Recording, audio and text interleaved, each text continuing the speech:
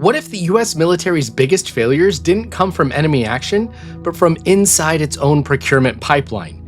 Billions spent, years invested, and in the end, canceled, scrapped, or quietly buried. Today, we're counting down the top 5 failed US military projects of the last 10 years. A look at some of the most expensive, overhyped, or operationally flawed programs that promised transformation, but delivered frustration. This isn't about trashing the troops or mocking innovation. It's about understanding how complex systems, shifting strategies, and sometimes ambition itself can derail even the most advanced military projects. And by looking at what went wrong, we get a clearer view of what needs to go right. Welcome to Learning Military, where we break down strategy, tech, and defense with real-world relevance. If you're into deep dives like this, hit that subscribe button and consider giving a super thanks if this video brings you value. So with that, let's go ahead and get into it. The Army set out to build a lightweight, fast, and survivable armored vehicle to support infantry units with direct fire. What they ended up with was a tank. Not officially, but close enough. Originally dubbed the Mobile Protected Firepower Program, it was meant to replace the aging M551 Sheridan concept, a light vehicle with enough punch to help infantry fight through fortified positions.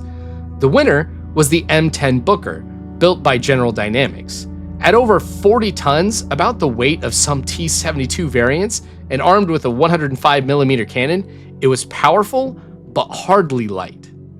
Early prototypes looked promising during controlled testing, especially in scenarios where traditional infantry support was limited. The concept of a light tank had strategic appeal for airborne units and expeditionary operations, but as testing progressed, logistical concerns mounted. Transportability by C-130 was less than ideal, maintenance complexity increased, and training pipelines lagged. Even some senior commanders reportedly questioned whether the M10's role was still relevant given the Army's evolving doctrine and increasing reliance on unmanned systems. By the time it neared production, the Army had begun to shift toward integrating drone reconnaissance, precision artillery, and close air support as the primary tools for infantry advancement, raising doubts about whether a 40-ton light tank fit into that picture. The M10 Booker seemed to offer firepower the Army already had, but in a package that was harder to justify logistically. In 2025, the Army quietly canceled the program, citing shifting priorities and budget constraints. At least $1 billion had been invested into the program, and while some prototypes may find niche use in training or experimentation, the platform itself won't see mass deployment. The M10 shows what happens when a program loses its strategic clarity, a vehicle too heavy to be light, too light to be a main battle tank, and ultimately, too expensive to justify. Now, what good is a billion-dollar destroyer if its guns don't have ammo? That was the dilemma the Navy faced with the Advanced Gun System, the main armament for the futuristic Zumwalt-class destroyers. Otherwise known as the AGS, it was designed to fire the Long-Range Land Attack Projectile, LRLAP, a precision-guided shell that could strike targets over 60 miles away. Sounds great, right? There's just one problem. Each shell cost upwards of $800,000. That's almost the price of a Tomahawk missile. In 2016, the Navy canceled LRLAP procurement entirely. No shells meant the AGS was effectively dead. The core technology behind AGS was solid, highly automated loading systems, digital targeting, and integrated fire control systems. But those innovations became irrelevant without affordable ammunition. Compounding the issue was the limited number of Zumwalt-class ships built. Just 3, which further drove up the per-unit cost for the ammunition. Those 3 ships were built with AGS turrets, but they've never been used in combat. The Navy eventually opted to refit the destroyers with hypersonic missile deployment, effectively turning the AGS mounts into expensive, unused real estate. It also created a situation where one of the ship's primary weapons had no viable ammunition source. The AGS is a case study in dependencies, where one part of the system fails, in this case the ammo, the whole thing can fall apart. And when a weapon is so specialized that it depends on a single type of round, that fragility becomes a strategic liability. By the way, if you want to know more about the Zumwalt-class destroyers being refit to carry hypersonic missiles, I've got you covered. Check out this video linked in the description when you're done with this one. Now, few programs captured the public imagination like the Navy's Electromagnetic Railgun. It was supposed to launch projectiles at Mach 7 using only electricity. No explosives, no gunpowder, just raw kinetic energy. After 15 years of development and over $500 million spent, the Navy quietly shelved the program in 2021. Why? The system worked, sort of, but the tech wasn't ready for operational deployment. The power demands were extreme, barrel wear was a nightmare, and guided missile technology kept improving during the railgun's development timeline, making it harder to justify the cost. The prototypes did demonstrate impressive range and speed, but integrating them into shipboard power systems proved more difficult than expected. Ships would have needed major redesigns or dedicated power banks.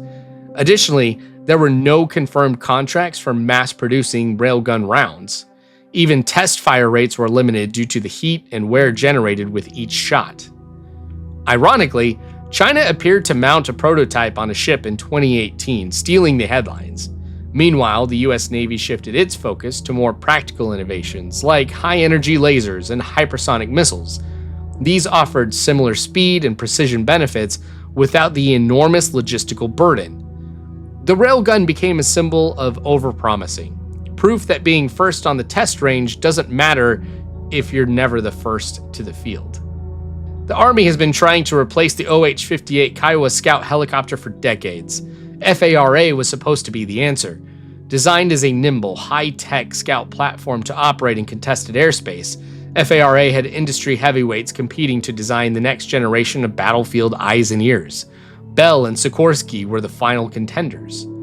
The aircraft designs were packed with features: reduced radar cross-sections, high-speed rotor designs, advanced avionics, and even optional manned or unmanned configurations. The vision was ambitious: a scout aircraft that could operate deep in enemy territory while feeding back real-time intelligence. But in February 2024, the Army canceled the entire program. After years of research and development and hundreds of millions spent, they pulled the plug. Why? They cited a changing operational environment. Drones now performed many of the same recon roles, cheaper, safer, and without risking a pilot. In some cases, loitering munitions have begun to take over traditional attack roles as well. FARA fell victim to strategic obsolescence. Even though the helicopters weren't flawed, the mission itself had evolved past them. The aircraft might have flown, but the battlefield had already moved on. It's a reminder that sometimes the battlefield moves faster than the budget cycle. The Littoral combat ships were supposed to be the Navy's agile, modular answer to shallow water threats. Fast, flexible, and packed with swappable mission modules, LCS came in two flavors: the Freedom class and the Independence class. At first, the concept seemed futuristic.